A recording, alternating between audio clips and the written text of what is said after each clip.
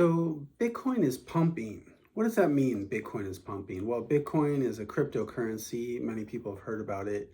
Pumping means it's surging. In this month of May 2024, at the beginning of the month, it was around 56,000 a coin. Up to a few days ago, it was up over 71,000. So that's a $15,000 increase in a matter of weeks, which turns into about a 25% return over that time period. That's pretty good. Not too many assets can claim that kind of return in such a short time period. But I want to go a little bit deeper into Bitcoin, the advantages of Bitcoin, why I believe in it, why I hold it in my own investment portfolio. I want to discuss a little bit about what Bitcoin has to offer. Bitcoin offers freedom from banks. When you've got a bank, you've got a middleman, right? All your money goes to the bank and then it gets to the other person that you want to buy from or sell from, right? Bitcoin is peer to peer. It goes from person to person. There is no middleman. So obviously, when you have a middleman, they take their cut. The bank takes their cut. The bank is getting an advantage from you working through them. They're getting money from the services that they offer. When you use Bitcoin and you go peer to peer, you don't need the middleman and you don't need them taking their cut of the action. So what's another advantage of Bitcoin? Well, it's free from the fiat money system. So what is fiat money system? It essentially means by decree.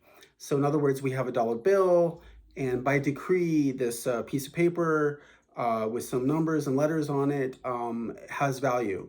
So by decree, we've said this has value. So that's all fiat, all currencies, essentially most currencies of a particular country are all fiat. By decree, they declare that their money has value. But the problem with fiat system is that they can keep creating more and more a greater supply of that money. So in other words, there's more and more money in the system every year just by hitting a button on a computer, and they just create more money flooded out into the system. For instance, there's a fractional reserve system where if you give a dollar, if you give a dollar to the bank and they want to issue credit on it, they can issue $10 of credit based on that $1 that you've given to the bank. So the money supply keeps increasing. What does this mean? The money becomes less valuable. So over time, through inflation and through the expanded money supply, your money has less value. I mean, we all have been through inflation, serious inflation the last few years. We know that our dollar is not going as far as it did just a few years ago. Well, if you look back 100 years, there's been like almost a 99% reduction in the value of the money. So Bitcoin has a fixed supply. You can't expand it. There's only going to be a maximum of 21 million Bitcoin. And right now there's about 19 million, something like that. They're mining it. So they increase the supply bit by bit. But when it gets to 21 million, that's it. There will be no more. There will never be more than 21 million Bitcoin. So that means they can't inflate the money supply of Bitcoin and thereby decrease its value. So that's one of the main reasons that Bitcoin is expected to hold value over time.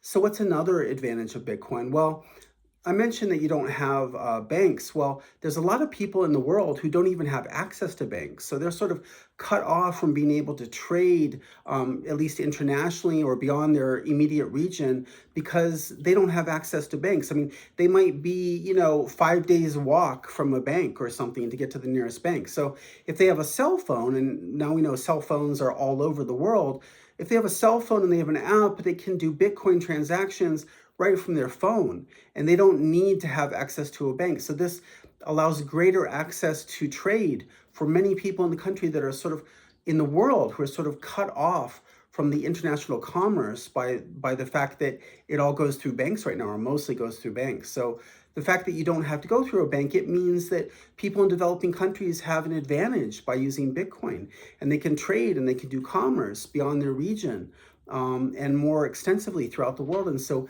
they're not cut off from international transaction. And so this is an advantage to people in developing countries, and may help improve the economic standard of people who are right now at a very low standard. Maybe only a dollar or two a day is their income, right? Or less than $10 for sure.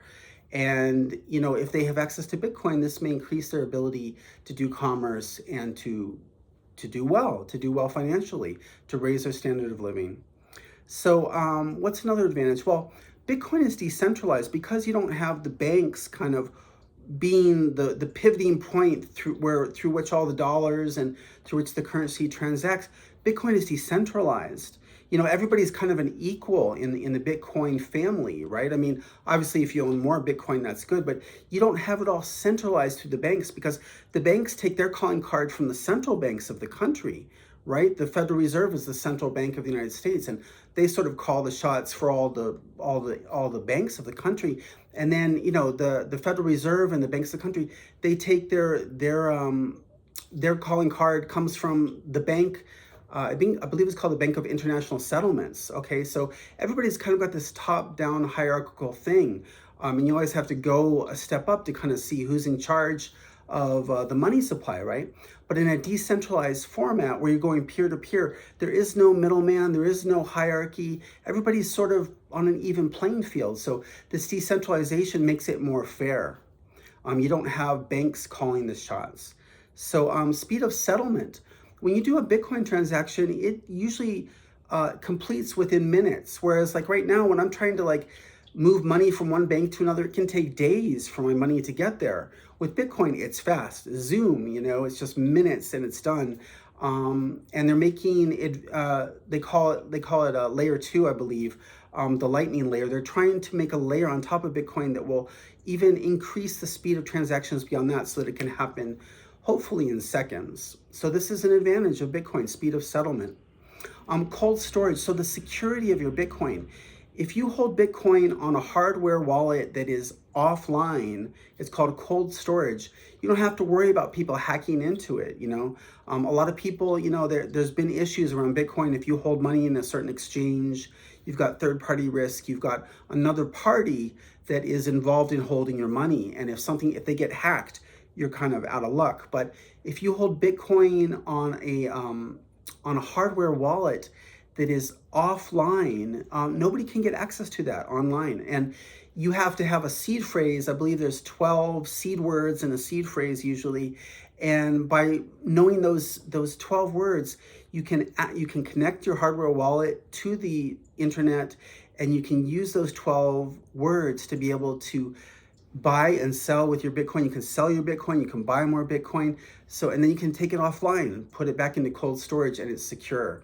So this is a big advantage because you don't want your money hacked. If you've got, dollars in your wallet, or, you've got gold in your safe, that's technically something that there's a security risk, right? You could always be robbed. So with Bitcoin and your wallet, which can only be accessed with your 12 words that you can memorize and burn the piece of paper that has the words on it, you can keep your money safe. You can keep your Bitcoin safe. So this is a huge advantage. So I can't mention Bitcoin without mentioning how it's been performing. Over time, it's just multiplied and multiplied in value. It used to be worth pennies.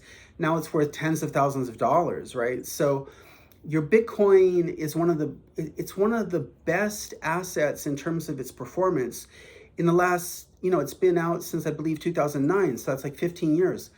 I mean, you'd be hard pressed to find another performing asset that has done better than Bitcoin in that 15 years. So that's a huge plus. It's like, and I can't, I have to talk about my own experience. I bought Bitcoin for the first time in 2021, and already my Bitcoin is double the value of the average amount that I bought it for. It's now double that. So I've done very well. In 3 years, I've doubled my money. So, I really encourage you to consider Bitcoin. A lot of people think it's not safe and it's not secure, and it's used on the black market and the secret internet, for criminal activity. It's bad for the environment. I've actually heard information online that Bitcoin is actually positive for the environment, and it's using energy that wouldn't normally be used otherwise, except that it's being used for Bitcoin. So I'm not an expert in how Bitcoin fares on the whole environmental level, but you can research that. But people have all these reasons. Oh, Bitcoin, know this, know that. But I wanted to list to you, 10 reasons that I feel that Bitcoin is a good asset to hold, and that it's good for the world and it's good for freedom. And, if we can get away from using all this fiat currency, we don't need banks anymore. Bitcoin basically means freedom. So I really encourage you to consider Bitcoin in your own investment portfolio. I don't think you will be disappointed.